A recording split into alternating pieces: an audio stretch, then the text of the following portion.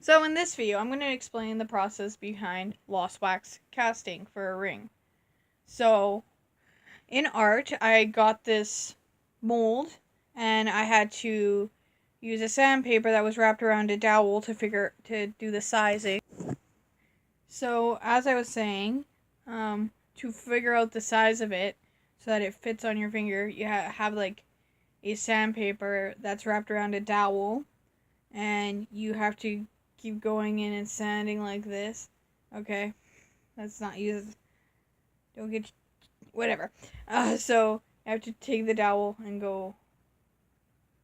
I'm not going to explain this anyway. You have to sand the inside of it, to figure out the size of it. Then my art teacher, went and cut it around when I finished it because cut it so that it would look like a ring, because otherwise it was like very thick around the sides and it had like a box on the top kind of thing. Now, in the next process, he asked me to take a sandpaper that was a little bit thinner, or with that was whatever, and go like this all around it. So I had a bunch of lines in there. Now the next part, and this is the part we do usually at home, is because there'll be a lot of lines from doing that, you use the friction between your finger and your thumb to buff those out. And once there's no lines, then you're good to go and you can either make your design or send it in to, if you're just wanting a simple silver ring. So there's that. I made a ring last year, or not last year, the year before, and this is it. Now when I had it in this form, I put it in my pocket, dummy, and it ended up breaking right in half, and I was devastated because I thought they wouldn't be able to. I worked so hard on this, and they wouldn't be able to fix it. But I kept it around. I asked the teacher if that would still work, and here is that ring that broke. Now you have to look at it very closely to figure out where the seam is, and there should be 2 seams, and I can only ever find 1. So this one here, and it's got like, I've made like little lines in it that kind of look like grass. I don't know how well you can see that, but yeah, there's little lines in there that look like grass. You might not be able to see it in the video, but whatever. So there, I think you can see it there.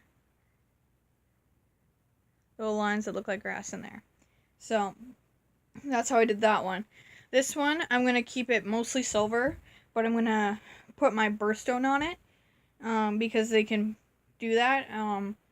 I think then that if you're putting a stone on it, you draw a dot where you want the stone to be, and then the people who turn this into this will place a gem, your birthstone if you wanted, on there, which mine is a sapphire. So this is mine. This is the blue part here. Now this one's going around my middle finger. It's pretty thick right now. I think it's gonna shrink a little bit, like the band on the outside might shrink a little bit. But yeah, I'm right now doing this to get off all the lines.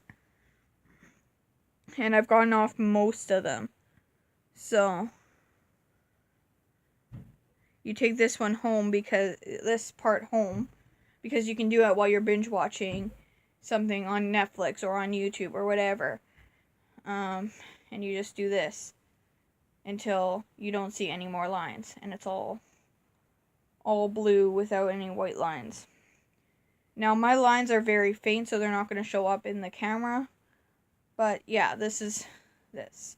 This will be part 1. I will show you how it looks when it's done. However, it won't be done for at least a month. At least a month. You won't see it for at least a month till it gets to this point. Like this point, You won't see it at this point for at least a month. So I'm gonna post this video out, despite not being able to finish it. But yeah, it'll be in my series videos, as well as my craft videos or art videos or whatever it is, in that playlist. I put most of my videos in a playlist so that it's easier to see which videos you want to watch. If you want to watch a bunch of craft tutorial videos, there's a playlist. If you want to watch a bunch of ADHD videos, there's a playlist.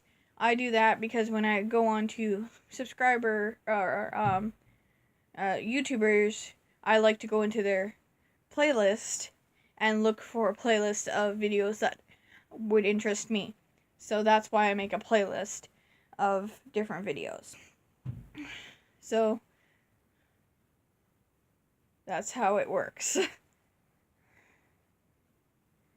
So I'm taking my thumb, going like this and moving that. As that goes, I am moving the ring.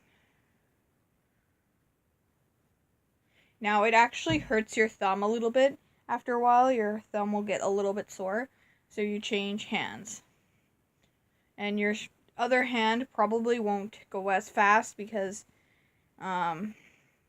you have to get muscle memory in it. Right now, I do have the muscle memory in both hands because I did this one last year. So, or 2 years ago, sorry. But yeah. When it gets to this state, that's then I will make another video. However, this one is not at this state yet. So, there's that. Now, I hope you enjoyed learning about lost wax casting, a little bit about the process and everything. I hope you enjoyed this. And I hope you will look at the other video when it comes out and watch that as well. So, like this. So, like, subscribe, and watch more of my videos, because I make random videos like this. This I'll probably post just random, but whatever. Most of my series videos happen to come out on, like, on Mondays. However, I think I might post this pretty soon after I've made it. Not too long after I made it is what I'm trying to say. So yeah. So I hope you enjoyed that. Like, subscribe. Yeah.